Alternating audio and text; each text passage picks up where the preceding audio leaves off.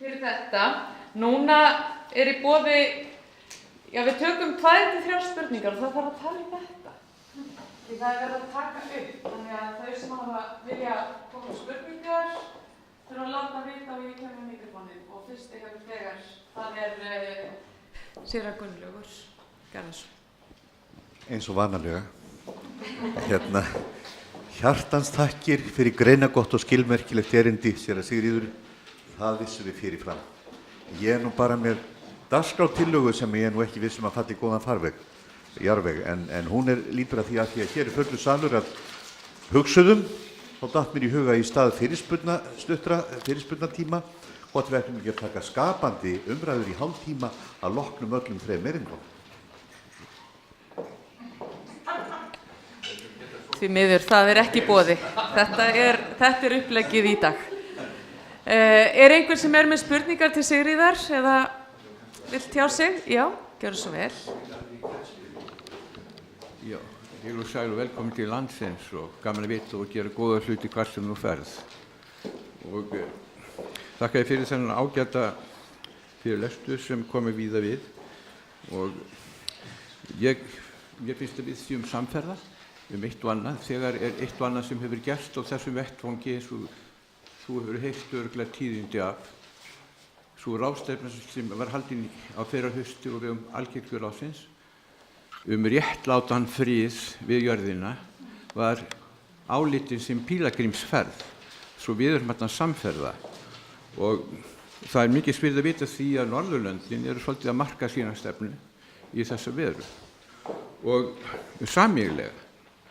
Og einmitt þá kannski að nýta sér vettvanginn eins og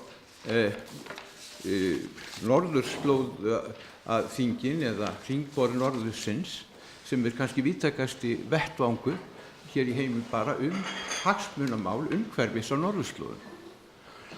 Og ég myndi gjarna vilja spyrja þig hvernig þú lítur á slíkt samstarf og hvernig kirkjan þar sem þú ert starfandi vinnur svona að því að tengja kirkjuna við stofnanir í samfélaginu og kannski alþjóðlegar ráðstefnur.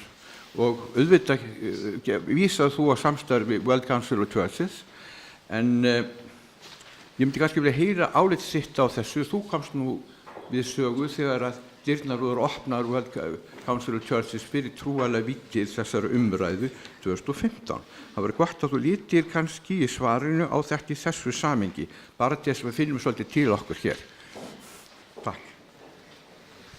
Þetta var Gunnþór Ingason, séra Gunnþór Ingason. Takk fyrir þessa spurningu. Ég tel að Arctic Circle sé alveg gríðarlega merkilegu vettvang til að ræða norðurslóðamál. Og ég get vel hugsað mér að halda áfram og koma þangað og fá, vegna þess að maður fær svolítið mikið hringiðuna allstaðar frá. En það samhengi sem ég mest að vinna í núna aftur á móti í austurátt. Og það sérstaklega öll bandalögin yfir Barentshafið sem svo auðvelt fyrir mig að komast í núna því að nú ég að leika mér í Tromsø.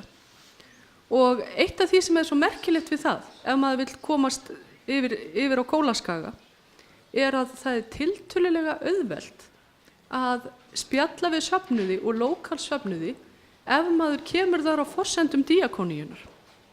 En ef maður kemur og segist alltaf að tala guðfræði, þá þarf það að vera miklu meira miðlægt og þá eru biskupar og einhverjir dómkapítular sem að þurfa að tryggja það.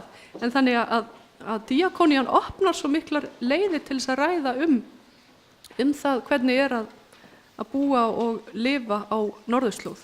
Og ég held líka, við höfum oft rætt þetta með guðfræði staða og stunda, contextual theology, að það að búa á norðurslóð líka það að taka mark á þeirri menningu sem á norðurslóð. Hvernig það að búa í smáum samfélögum út á landi við hið ysta haf og hvernig það mótar hugmyndir okkar guðdóminn og samband, erindi kirkjunnar. Takk fyrir. Ein spurning til viðbótar? Nei, þá þökkum við kærlega fyrir.